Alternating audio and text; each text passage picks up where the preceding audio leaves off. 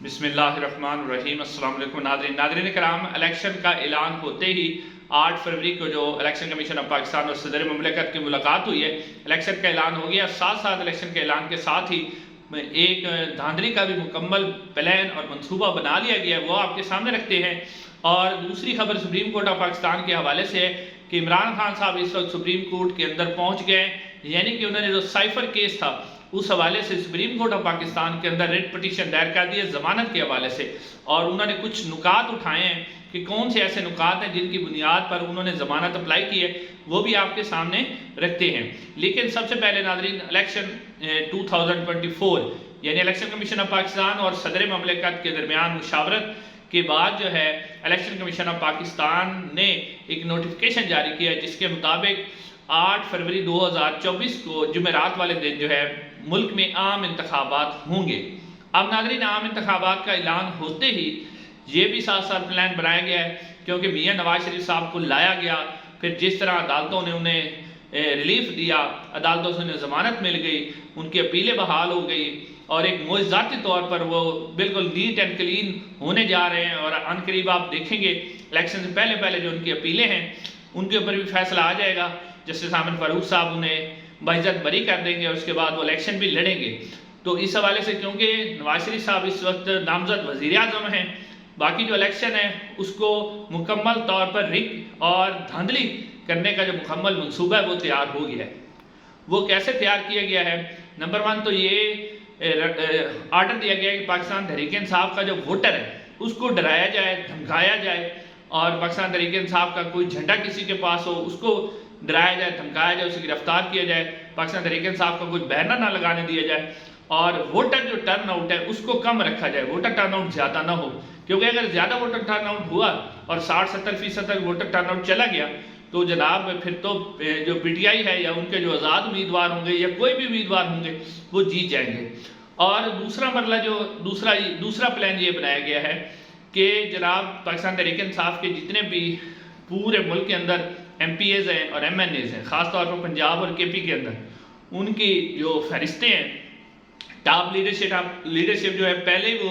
جیلوں کے اندر موجود ہے یا کچھ روح پوش ہیں وہ تو سامنے آ نہیں رہے، تو اب جو مطلب سیکنڈ ٹیئر کی لیڈرشپ ہے اس کے متعلق بھی جو ہے مکمل طور پر ان کا ڈیٹا اکٹھا کر لیا گیا ہے، اور یہ ڈیٹا جو ہے پولیس کو اور خفیہ ایجنسیز کے اہلکاروں کو دے دیا گیا ہے، اور پولیس کو خاص طور پر یہ ٹاسک دیا گیا ہے کہ پاکستان تحریک انصاف کا کوئی بھی امیدوار جو الیکشن لڑے،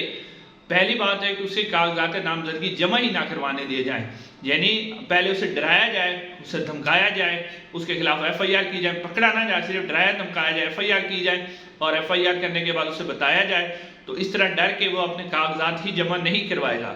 اگر اس کے بعد بھی وہ اپنے کاغذات نامزدگی جمع کروا لیتا ہے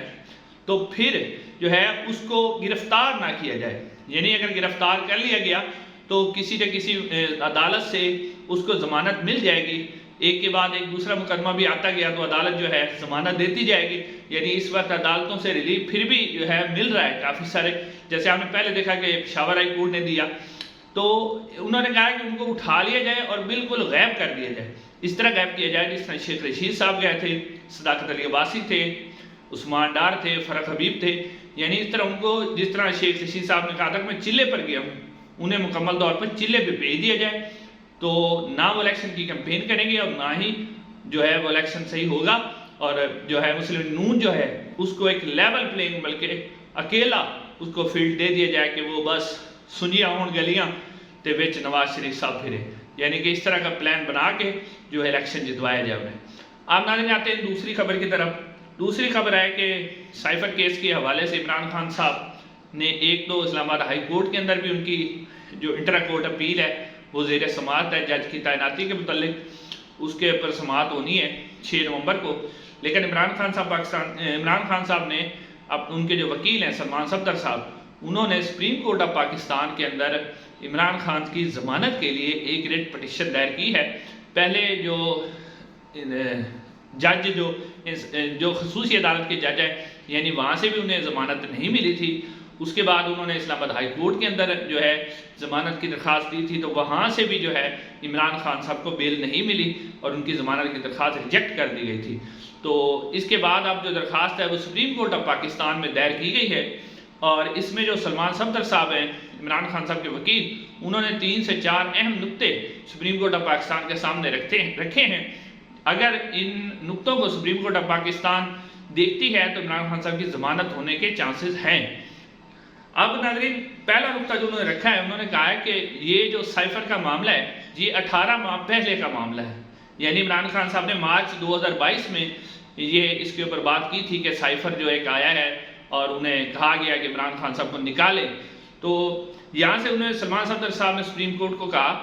کہ جب 18 ماہ پہلے یہ بات ہوئی تو 18 ماہ کے بعد یہ ایف آئی آر ہوئی، تو اس سے صاف لگتا ہے کہ اس کے اندر بددیانتی ہے، یعنی 18 مہینے تک تو کچھ نہیں تھا، 18 مہینے کے فوراً بعد جو توشہ خانہ کیس میں ضمانت ہوئی تو جناب ساتھ ہی انہیں گرفتار کر لیا گیا سائفر کیس کے اندر، اس پہ انہوں نے بددیانتی کی۔ اس کے اوپر دوسرا پوائنٹ انہوں نے کہا کہ اسلام آباد ہائی کورٹ ہے، جسٹس احمد فاروق صاحب کی عدالت، انہوں نے جو ضمانت خارج کی وہ بنیاد بنایا 161 کا بیان اور اعظم خان صاحب کا بیان جو 164 کا بیان انہوں نے دیا ہے اس کو بنیاد بنایا ہے۔ تو اس پہ انہوں نے کہا کہ اعظم خان صاحب جو ہیں، پہلی بات ہے کہ اعظم خان صاحب غائب ہو گئے تھے، یعنی پہلے جو مارچ 2022 سے لے کر اب تک اعظم خان صاحب نے کوئی بیان نہیں دیا، نہ انہوں نے کوئی ایف آئی آر کٹوائی، نہ انہوں میں ایسی بات آئی کہ جی سائفر کے حوالے سے عمران خان صاحب نے کوئی ملک دشمنی کی ہے یا اس سے سیاسی مقاصد کے لیے استعمال کیا ہے۔ 18 مہینے تک جو ہیں وہ اعظم خان صاحب چپ رہے اور آخر ایک دم وہ اعظم خان صاحب غائب ہو گئے، 1 مہینے تک وہ غائب رہے، 1 مہینے کے بعد جو ہے اعظم خان صاحب آتے ہیں اور وہ 164 کا بیان دے دیتے ہیں۔ اس وقت نہ عمران خان صاحب موجود ہے، نہ ان کے وکیل موجود ہیں، تو اس 164 کے بنیاد کی بھی کوئی حقیقت نہیں ہے، یہاں سے بھی بددیانتی ظاہر ہوتی ہے اس مقدمے کے اندر۔ اس کے اوپر ناظرین ایک اور بات انہوں نے کی کہ آرٹیکل 248 کے تحت وزیر اعظم کو استثناء بھی حاصل ہوتا ہے، اور بلکہ وزیر اعظم کیونکہ قوم کا منتخب ہوتا ہے، عوام اسے ووٹ سے منتخب کرتی ہے، لہذا اس کی ذمہ داری ہوتی ہے کہ جو کچھ بھی ہو ملک کے اندر اس سے عوام کو آگاہ کیا جائے۔ تو عمران خان صاحب نے جو باہر سے ہمارے اندرونی معاملات میں مداخلت کی گئی تو اس کے اوپر عوام کو بتانا عمران خان صاحب کے لیے ضروری تھا، تو انہوں نے وہی کام کیا۔ تو اس میں کوئی ایسی چیز نہیں ہے جس سے آپ غداری یا کوئی اور دفعات شامل کر سکے۔ تو ناظرین، آپ یہ درخواست تو دائر ہو گئی ہے، مگر آپ نے یاد رکھنا ہے کہ اس کے اوپر جو ضمانت یا کوئی ریلیف ملنے کا امکان ہے تو وہ سپریم کورٹ آف پاکستان کا جو بینچ بنے گا اس کا بہت زیادہ اہم کردار ہوگا۔ اگر جیسے سردار طارق مسعود صاحب جیسا بینچ بن گیا، جیسے کہ انہوں نے پہلے بھی جو پشاور ہائی کورٹ نے پی ٹی آئی رہنما کو گرفتار کرنے سے روکا تھا تو انہوں نے اسے سٹیپ ڈاؤن کر دیا تھا، تو اگر اس طرح کا کوئی بینچ بنتا ہے تو پھر عمران خان صاحب کے لیے ریلیف مشکل ہوگا۔ لیکن اگر کوئی اور بینچ بن جاتا ہے تو یقینی طور پہ لگ رہا ہے کہ عمران خان صاحب کو اس کیس کے اندر سے ریلیف مل جائے گا۔ ناظرین، آج کی اتنا ہی، چینل کو ضرور سبسکرائب کیجئے، انشاءاللہ اگلی ویڈیو ملاقات ہوگی۔ السلام علیکم۔